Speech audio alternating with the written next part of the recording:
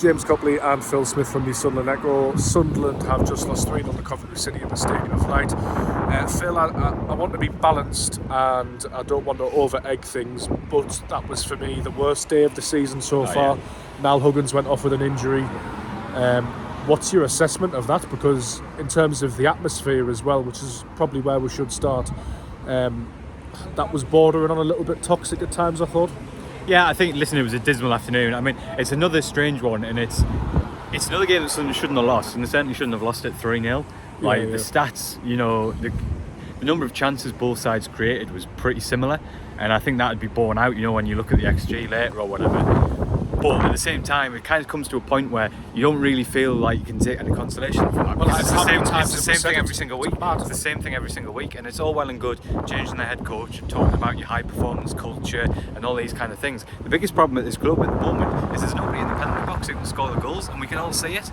And I thought, you know, I'm not sure it was fair on Bar to play him up front today. He's missed a big chance, but I don't see how that works for him. Especially when Bellingham was batting the side, I just thought that was unusual. I just thought it summed it up a bit. Can we give Michael Beale a slight out, given that Pritchard was ill? Yeah, and that was the plan? Listen, Pritchard would have played. We know how an important player he is, so I'm definitely not pinning that on Beale, but I thought that just summed the game up really, and I thought that was the difference between the two sides, the difference in both penalty boxes. Coventry was so ruthless, picked their moments, and Sunderland just didn't take theirs. And listen, that's what I mean when I say, like, in some ways it's a harsh scoreline, it's a harsh reflection on the players in terms of the overall balance of the game. But there comes a certain point, 23 games into the season, when you've lost 10 times, pretty much the same way over and over again. Yeah. You know, that it's incredibly frustrating. And the atmosphere, you know, it is what it is. If you make a decision to get rid of a really popular communicator who's getting decent results, it has to work, otherwise that's what's going to happen. And to be fair, we just spoke to Bale there. I don't think he was particularly upset by it or disappointed by it. I think he totally understands it. Yeah, absolutely. He apologised to fans as well. I believe it's the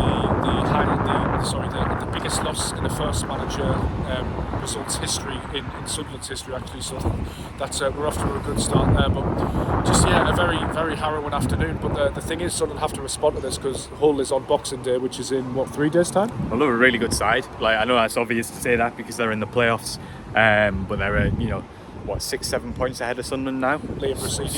So it's already a huge game. Sunderland have a big problem now, obviously, because Huggins clearly won't be playing. I mean, I don't know what you thought, but the indications there seem to be that his season could well be over, which is just a shocking blow for him. What an absolute shame, because he's been a joy to watch this season in the context of the injury problems he's been plagued with since he came to the club. He's a really nice lad, comes across really well in his interviews. He was enjoying his football, and the getting stretched off and then the noises after the game with Michael Beale saying he'd go for a scam doesn't look good.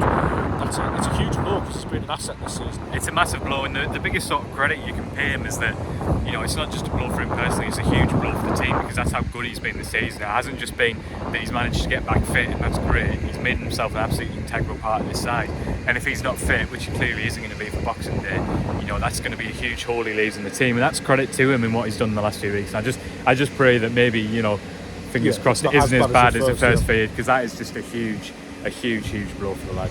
Well, that was Sunderland's worst day of the season. We'll end it there because there's a very loud tractor going to drive past us in a second. But Merry Christmas to all Sunderland fans, and thank you for watching.